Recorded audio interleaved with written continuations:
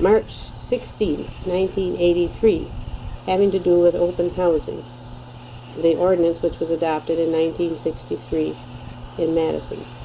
And it goes along with documents which Mrs. MacDonald has provided, and with long interviews with John McGrath, also a part of this movement.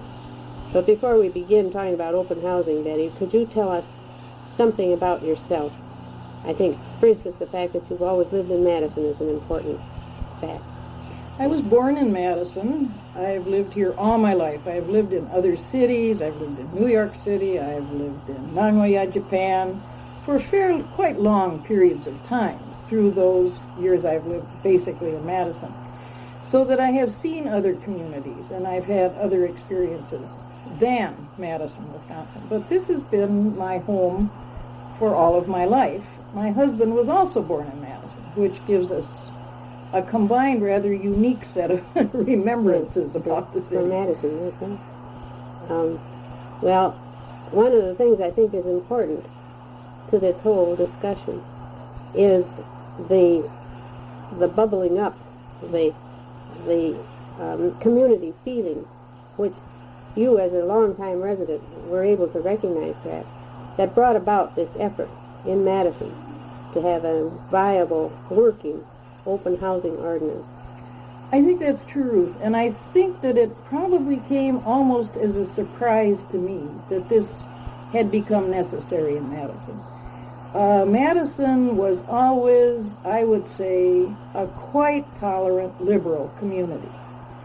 That coupled with the fact that there was no heavy industry, which drew minority groups, and there was really a very small minority population. Even by the time this crusading for this ordinance began, I think the minority population in Madison was something like between 2 and 4%, which is a very low minority for a community which by the time, by the 1950s must have been, 75,000, I should think. Well, probably more. Maybe more than that. Over 100,000. I can remember quite easily when there were so few blacks in the city of Madison that I would be surprised when I saw one I didn't know walking along a sidewalk, when I would be shopping, something like that. There were so few. Now, granted, there were some who were almost invisible who did live in what was then the Triangle area, the Greenbush edition. But by and large, there were virtually none. I went to West High School. You could have. I knew every black in West High School, and I don't suppose there were more than 5 in senior high the years that I was in senior high school, which gives you some sense of the fact that this didn't appear to have been a problem. At least it certainly didn't to me. How did it become evident as a problem to you? It became evident as a problem when the plans were made to raise parts of the Greenbush edition. We're talking now about the Triangle area, federal housing, which was a very popular thing to do in the late 50s and early 60s. This was viewed as the way to solve housing problems and social problems in general for minority groups basically in bigger cities, but it rubbed off on Madison as well.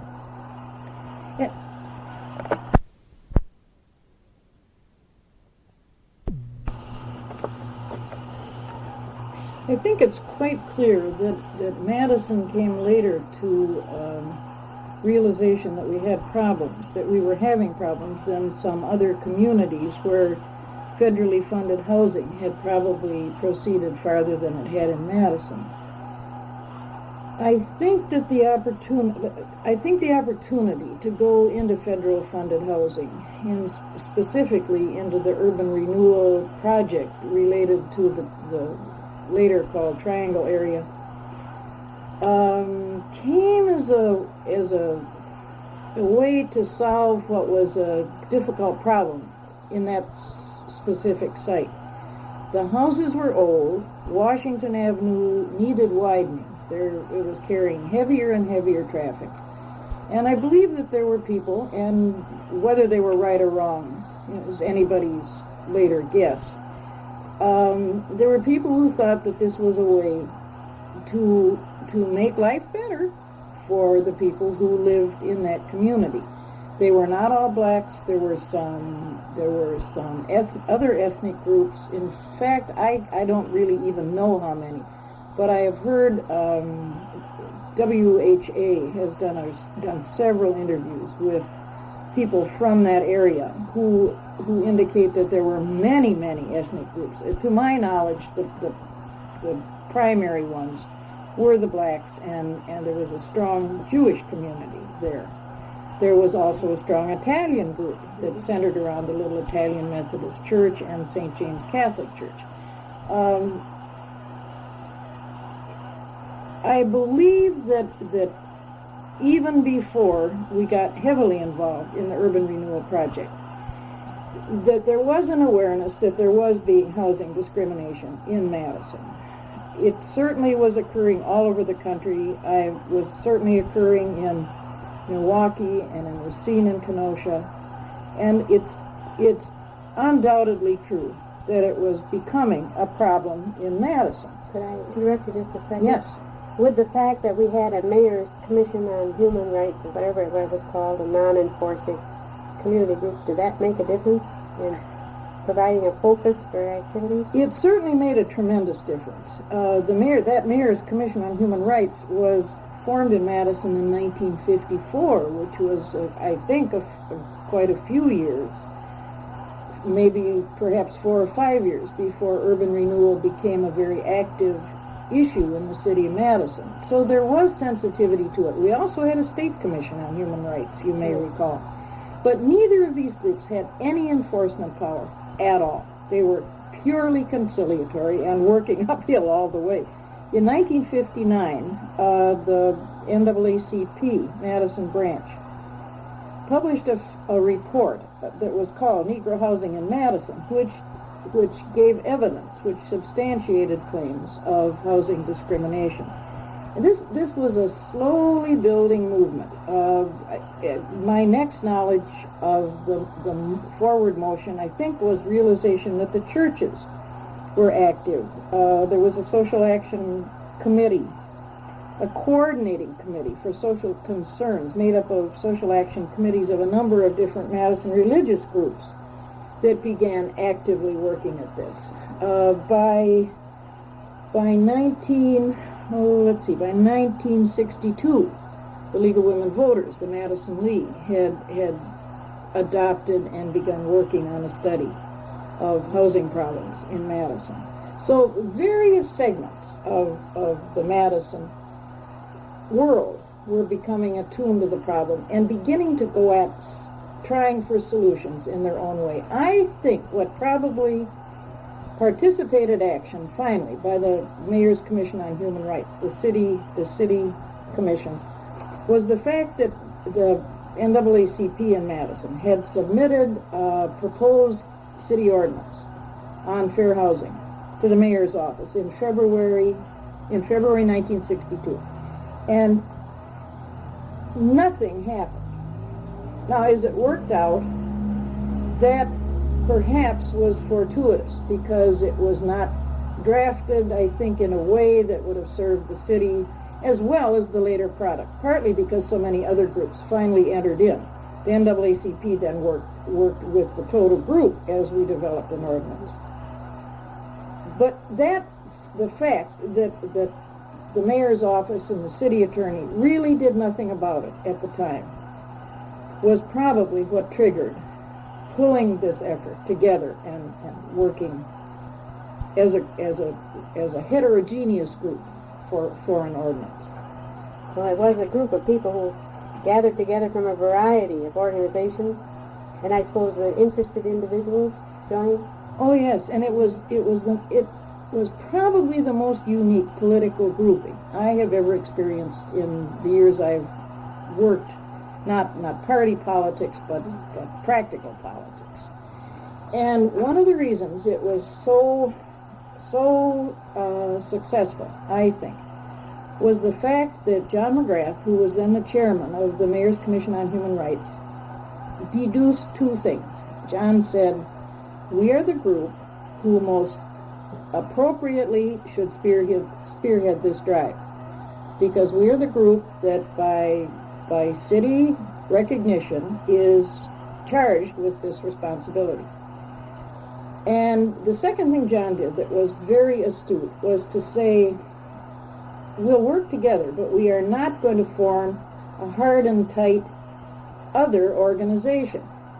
What we finally came up with, and it was primarily John McGrath's sensitivity to how to proceed with this, what we finally came up with was a group of about 12 individuals who represented all the groups in Madison, who, represented is the wrong word, but they came from all of the groups in Madison who had evinced major interest. Did you come as a member of the League, is that?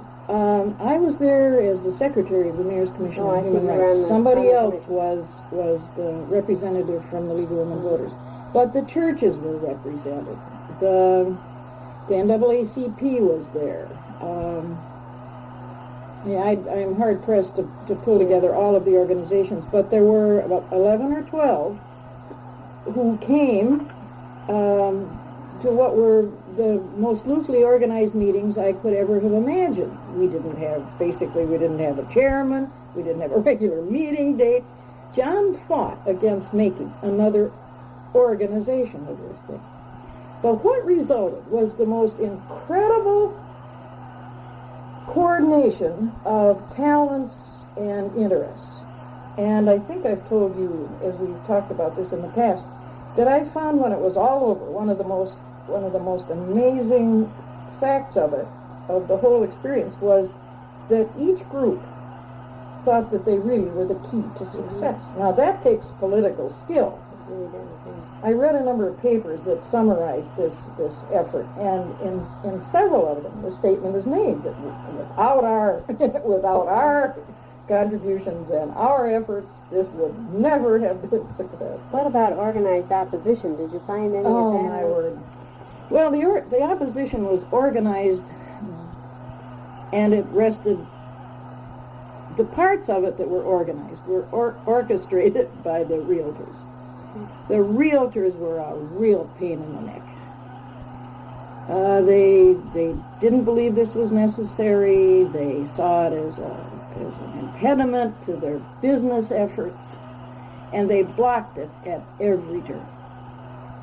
It's almost impossible to imagine that really could have been their view 20 years ago, isn't it? Well, it was impossible, but it was amazing. And one of the realtors who stood out as a supporter of fair housing ordinance was Patrick Lucy, who had worked for Kennedy and had some very enlightened ideas about social democracy. I have a little tape of him in which he describes his reading of a full-page ad by the Board of Realtors in the paper in opposition to this ordinance, and how he resented and resisted. Mm-hmm. They're using his dues money for that kind of a political statement with which he didn't agree. And they were absolutely intransigent. We talked with them, we met with them, and the state organization was sufficiently concerned so that they would come to join the Madison group to be sure that the Madison realtors held firm and said the right things.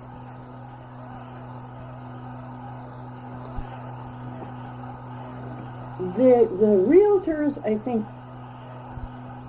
really generated a great deal of the opposition. Though there was opposition, there's no doubt about it. There's a conservative element in any community that doesn't believe that the route we were taking was the right way to solve problems, or even that any problems existed. There were people frightened too. Oh, extremely frightened. Did you have to accept a lot of modifications of your proposal? No, we really didn't. We really didn't. The drafting was done.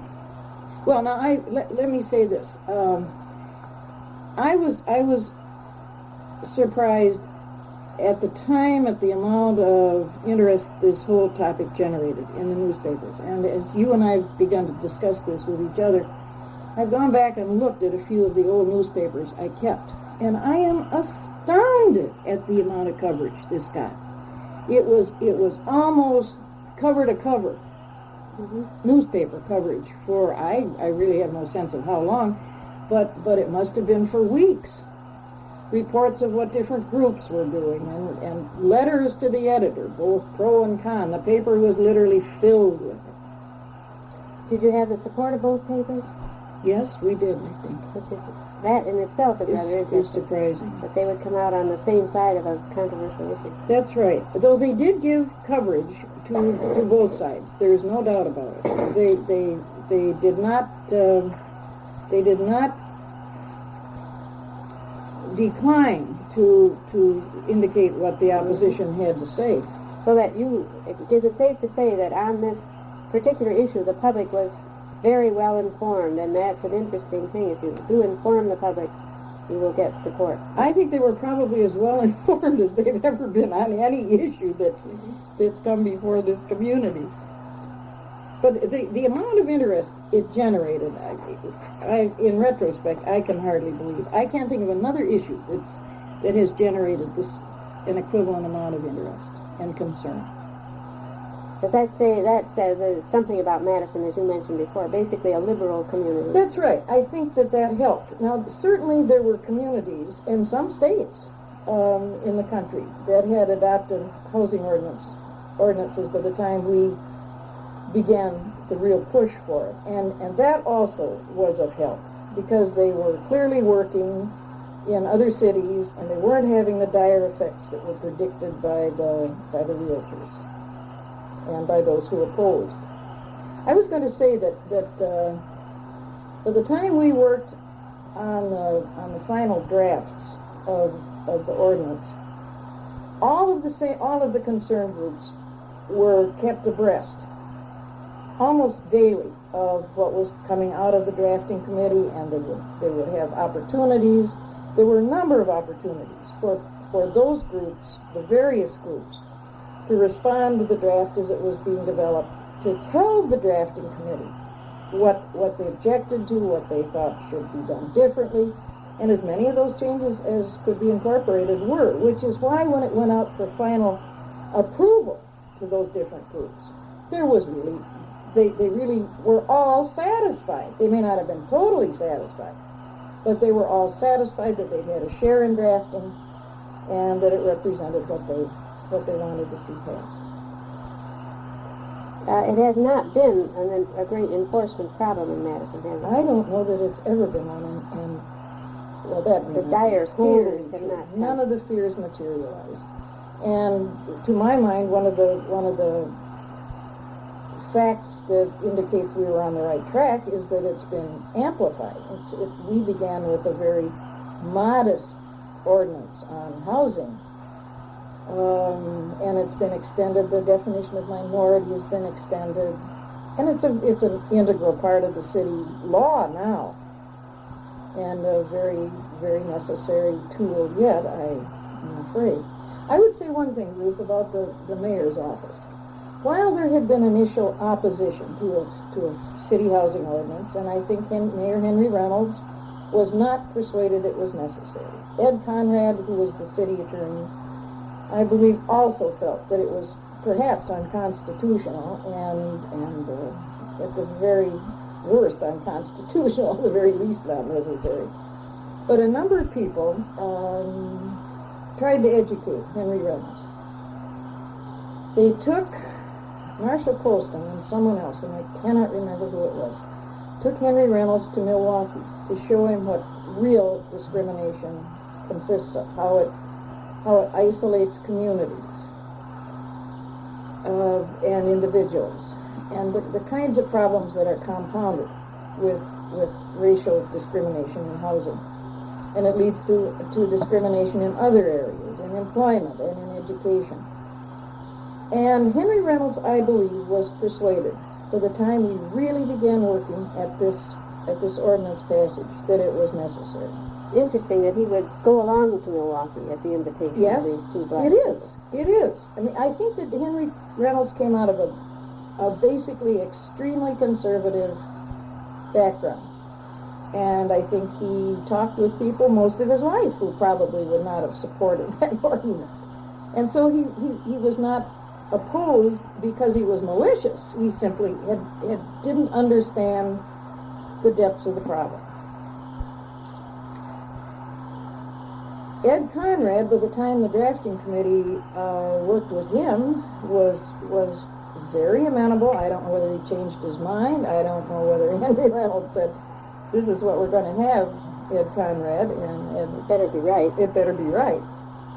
But Ed Conrad was not an obstructionist. He gave it his best thought. I believe he did. I think he was very serious about it and very, very genuinely interested in drafting a good ordinance.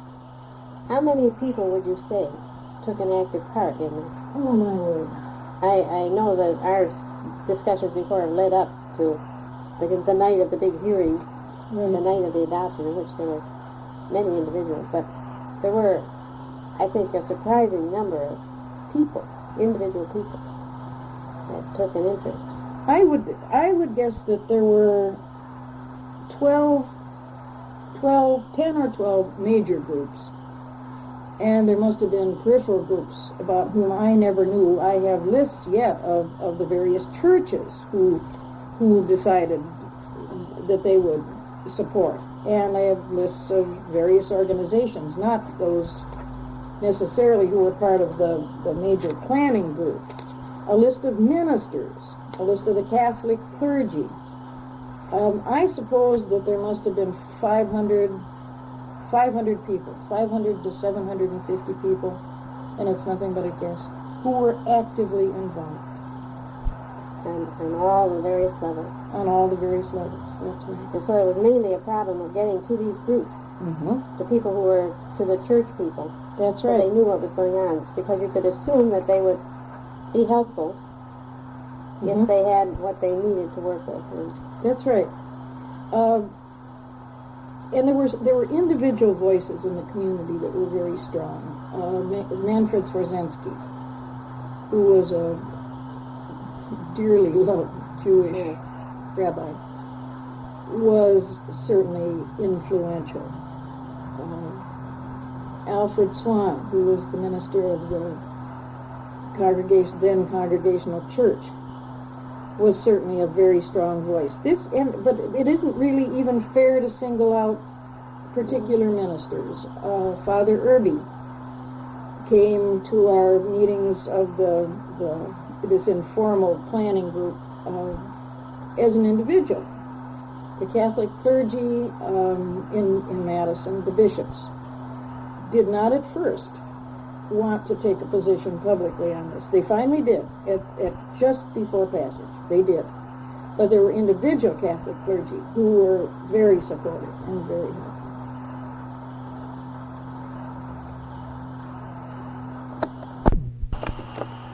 as I remember, Betty, we talked sometime previously about the main event of this controversy, the night that an ordinance was adopted and the city council meeting was held, which was an open hearing, I guess, and the vote was taken that night, as Yes, I remember. that's right. And then ratified the next. That's right. It was a preliminary, it was a committee of the whole meeting. Yeah. Well, can you tell us something about the preparation of that, because I think it's fascinating for community groups that are interested. Well, I think it is too, Ruth, and I don't know that it could ever be done again. And as I've said to you, I don't know quite how we managed to pull it off that night. Clearly the ordinance was to be introduced, and as the secretary of the Commission on Human Rights, I was the one who was to present the ordinance or the pageant we had prepared as by way of introduction. We first of all filed lists of supporters. We gave them to the mayor and the council that night, and we had by then 15 citywide organizations, 29 Catholic pastors and the 2 bishops of the Madison diocese, 38 ministers and church officers, and 12 churches and church organizations. And in addition to that, we listed the groups that had been on that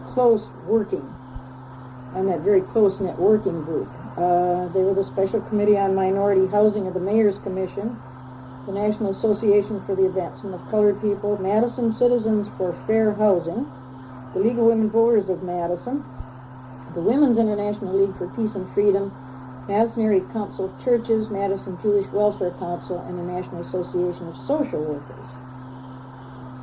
And there was also, and someone from each of those groups was to appear as we presented the proposed ordinance. There was also a member of the Catholic clergy as an individual and a representative of the Madison AFL-CIO. And what I did was simply say that as Secretary of the Human Rights Commission, the official body sponsoring the ordinance, that I would introduce to them the people who were going to appear for the commission in presentation of the proposed Equal Opportunities Ordinance. And as I have watched council meetings since, I have wondered why nobody said you cannot have a list of 10 people speaking, granted for only 3 minutes. We asked them to speak only for 3 minutes. 3 minutes each. You cannot present 10 people on the same side of any question. But we pulled it off and were not stopped. And the Did anybody appear in opposition? Oh yes, there were appearances in opposition, but not very many. But the council chamber was absolutely packed. With proponents, pretty. Yes, pretty well. Both proponents and opponents. The realtors had done their best to be sure that they had opponents there to speak as well.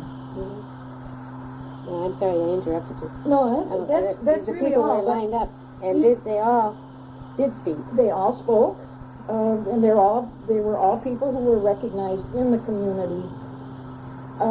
Carolyn Wells from the League of Women Voters was then the League city president. Patrick Lucy spoke as a local realtor, speaking for himself. Ed Irby, Father Irby, was the director of the Catholic Welfare Bureau, and he was there not representing the Catholic community, but speaking for himself. Rabbi Manfred Swarsensky spoke. Marshall Colston, who was the president of the NAACP. Mary Louise Simon, who was co-chairman of the Madison Citizens for Fair Housing. Shirley Abrahamson spoke, and Shirley was at that time a recognized leader in the Madison legal profession, now Supreme Court Justice, who was a member of the Ordinance Drafting Subcommittee, and Reverend Wright, who was chairman of that drafting committee, spoke. And John McGrath led this procession as chairman of the Mayor's Commission on Human Rights. That is a marvelous display of talent and representation. Well, also, as I reflect, also speaking for it were a number of individuals. Jeb Zmudzinski, who was and is a social worker in Madison, and was the husband of the woman who was trying to do the relocation for the redevelopment area in the Triangle. He was director of the neighborhood center. He was director of the neighborhood centers, that's correct. And Jim Doyle, who happens to be your husband, spoke in support, as did Roy Anderson. And Vern Stumbrusk, who was a member, perhaps president of the local, of the National Association of Social Workers.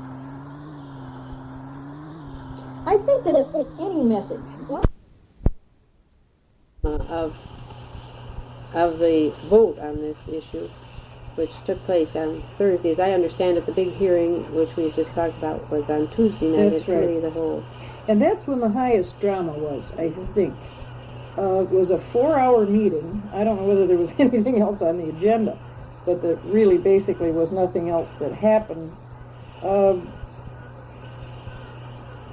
There were 400 people in the city council chamber that night, and as I recall, there was an overflow outside listening on speakers.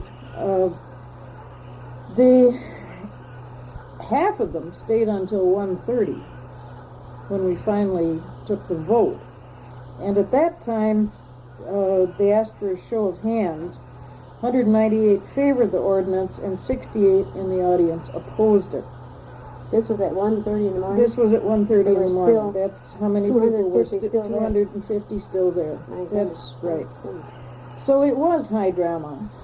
That night, the vote on the council was 12-10 to take out the housing section from the ordinance, which as I recall, would have left employment and education though I don't have a copy of that.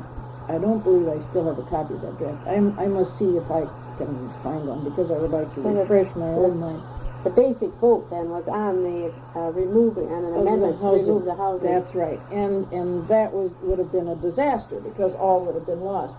There was enough pressure brought to bear on aldermen and alderwomen in the intervening 2 days, so that when the council reconvened on Thursday night for final action, it was passed. It was modified a bit, as you have talked about in your discussion with John McGrath, but it was not modified so extensively that it would have been wiser to have pulled it off the floor, to have removed it, than to have had the final vote. And so it really was a totally successful effort.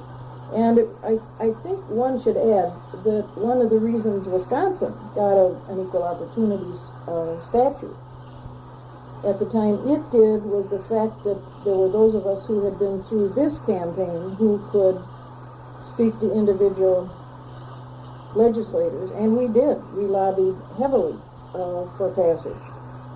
And I think we clearly influenced how soon after the Madison ordinance passed it was possible to get one through the state legislature. Because they've had a toothless wonder as well.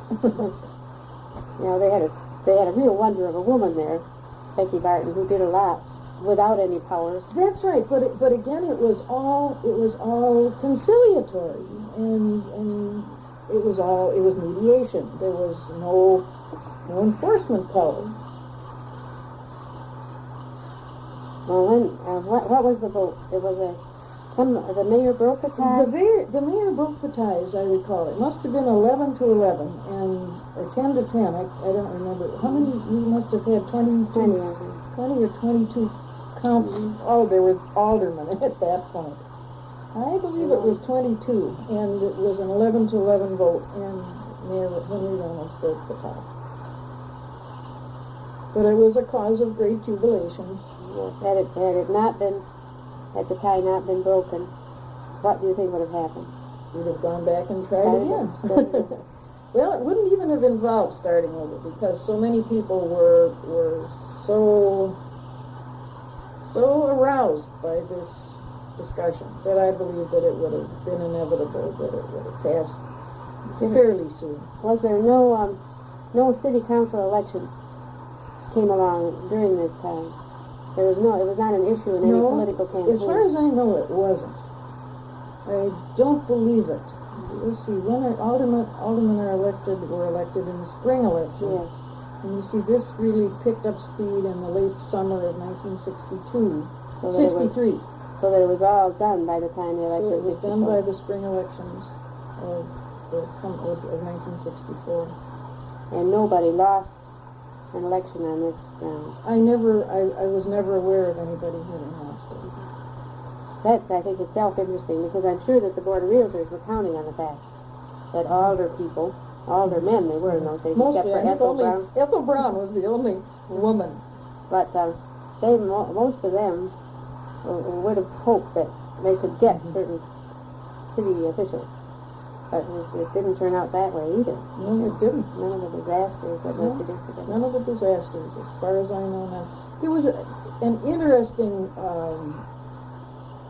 sidelight, which always troubled me, as the Triangle redevelopment proceeded, and people were moved out of that community. I think that the ethnic groups, the Italians and the Jewish community, had less difficulty finding other housing than the blacks did.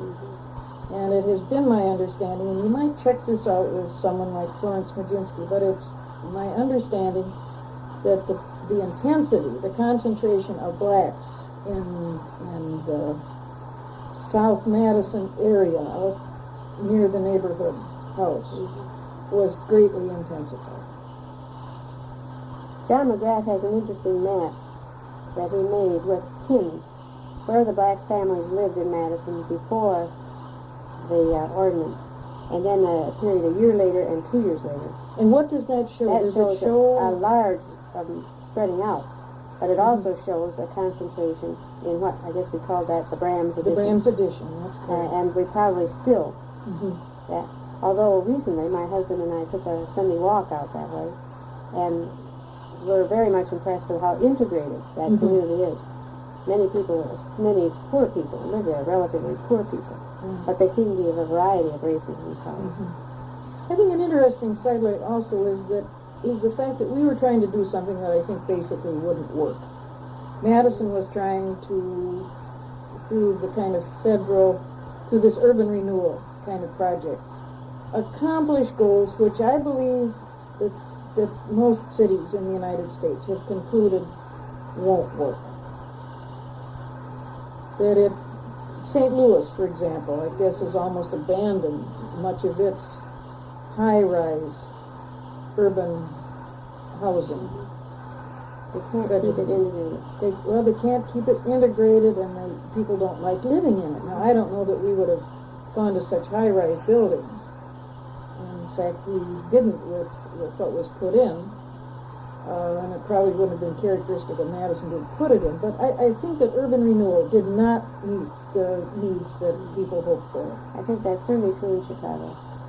You can see, I remember years ago when I was working with students, prospective students in university, guidance counselor would say, even though she's grown up in public housing, Debbie is a very nice girl. And that comes out of the black community itself. Well, I think, Ruth, that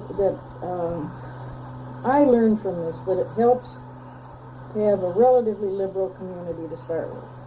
It also helps to have someone with the kind of political insight which I really give John McGrath primary credit for, in order to move different kinds of groups, different interest groups, all in the same direction, without having turf battles and without being defensive. Yes, without getting into quarrels about who gets the credit and who gets the blame.